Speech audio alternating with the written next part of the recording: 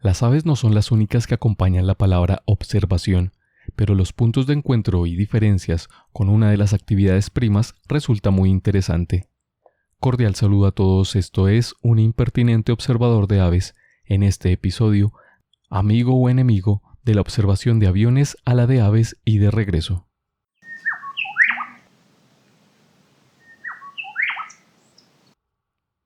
Un libro de 1949. El nombre del inventor de las actuales guías de identificación de aves, Roger Tory Peterson, se ha convertido en una búsqueda frecuente y un deseo de saber más. Esta sed intelectual me llevó a buscar materiales de lectura y me encontré con un libro escrito por este personaje titulado Cómo conocer las aves, escrito en 1949 en formato físico pero sin disponibilidad de inventario. Ante tal problema, la solución que encontré fue un sitio web completamente legal y con dinámicas digitales muy parecidas a una biblioteca de toda la vida.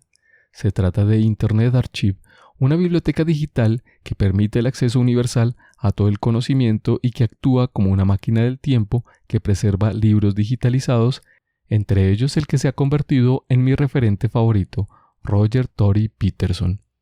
Sí, es una biblioteca digital que imita a una física, ya que limita sus préstamos al número de copias físicas que posee, lo que se traduce en tener que pedir prestado un libro, devolverlo o que no esté disponible debido a que se encuentra prestado.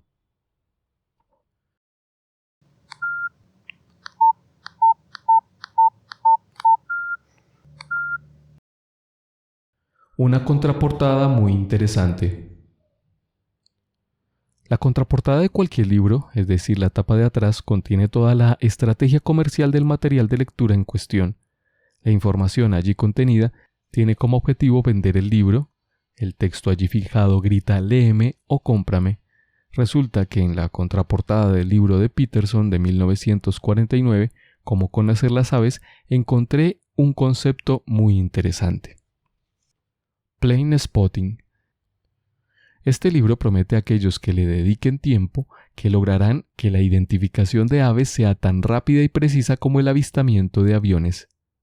Vea pues, existe una práctica consistente en observar aviones. Definitivamente un pasatiempo primo o hermano de la observación de aves. El solo concepto, observación de aviones, llama mi atención porque no tenía ni idea de la existencia de algo así, pero con tiempo más de reflexión el asombro resultó mayor. Claramente, la anterior referencia contiene una analogía, en la cual se utiliza una palabra o expresión muy familiar o fácil de comprender para poder referir o dar cuenta de una más compleja o difícil de comprender. ¿Qué lugar ocupa la observación de aves? Pues, oh sorpresa, la de difícil comprensión, mientras que la expresión familiar es observación de aviones. Lo que significa esta analogía es que el que pudiera leerla estaba en mayor medida consciente de lo que era la observación de aviones más que la de aves. En mi caso, solo aves, ni idea de aviones, mucho menos de los observadores de ellos.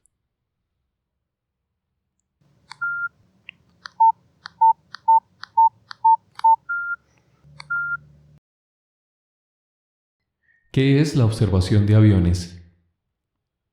Ya lo dije y de manera literal, plane spotting es avistamiento de aviones o es afición que consiste en observar, fotografiar y registrar información sobre aeronaves, que además se realiza en puntos cercanos a los aeropuertos.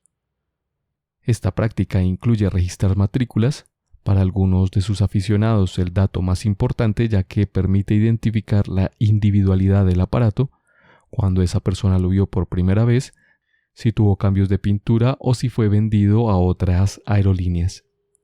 En segundo lugar, el modelo, un primer filtro para determinar si vale la pena o no sacar la cámara o realizar un ejercicio histórico cuando se presentaban desapariciones de modelos.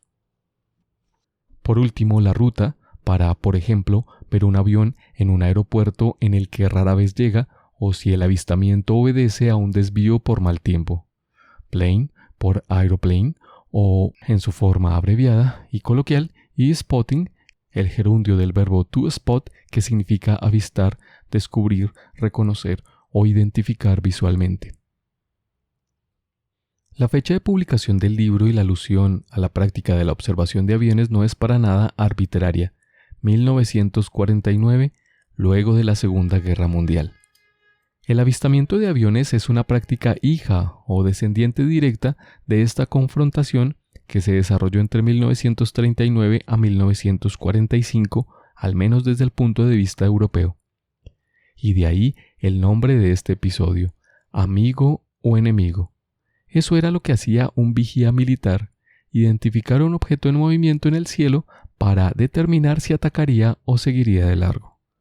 Durante esta guerra se desarrollaron cuerpos de civiles voluntarios para detectar aviones enemigos, por lo que recibieron entrenamiento en la identificación de aeronaves de la manera más rápida posible, y para alcanzar estas habilidades se crearon manuales, tarjetas y maquetas de los aviones. Luego de la confrontación, estas habilidades enfocadas en objetos bélicos se convirtieron en una afición.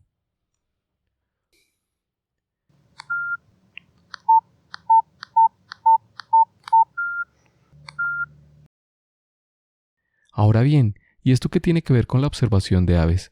La respuesta es clara y contundente. La observación de aves existía antes de la observación de aviones, pero después de la última, la primera no volvió a ser la misma.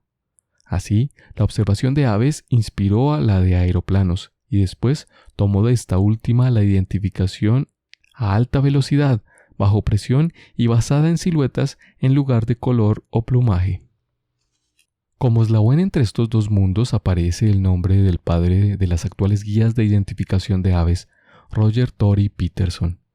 Resulta que la instrucción militar de aquellos que se convertirían en vigías militares, aquellos que iban a identificar amigo o enemigo en el cielo, tomó del sistema Peterson, aquel basado en los rasgos sobresalientes de identificación y flechas señaladoras, para entrenar las habilidades de los que serían los observadores de aviones en este contexto de guerra.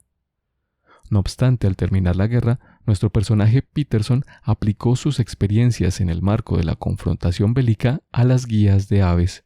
De manera específica, la incorporación de siluetas de vuelo, sí, esas que aparecen en tu guía de aves, como en la mía, la Macmillan.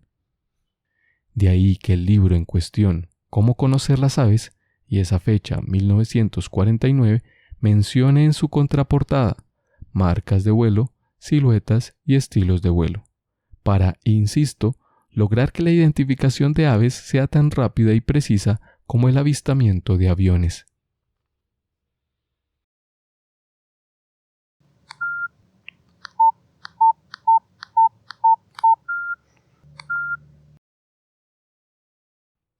Aves versus aviones. En la observación de aves, el objeto que concentra la atención son los seres vivos emplumados, mientras que en la de los aviones son la cultura material presente en una máquina. En las aves, la atención es de algo no humano. En la de aviones, un producto humano. En una es mirar más allá de sí, en la otra es más un deleite del fruto de las manos humanas. La observación de aves se originó a finales del siglo XIX. La observación de aviones se popularizó en la Segunda Guerra Mundial. La observación de aves requiere movilidad, caminar, andar. La observación de aviones se hace desde un mismo lugar, un mirador o la cabecera de una pista. En la observación de aves, el factor sorpresa es alto. El ave aparece o vuela, no se ve o solo se escucha. En la observación de aviones, la sorpresa es baja o nula. Las aeronaves siguen horarios y rutas fijas. Dos observadores, dos mundos que comparten palabras como identificación, pero que en facilidad de acceso ganan las aves, ya que basta con salir de tu vivienda. No sé a ustedes, pero a mí me gustó ver al pariente lejano porque resulté queriendo más lo mío, es decir, la observación de aves.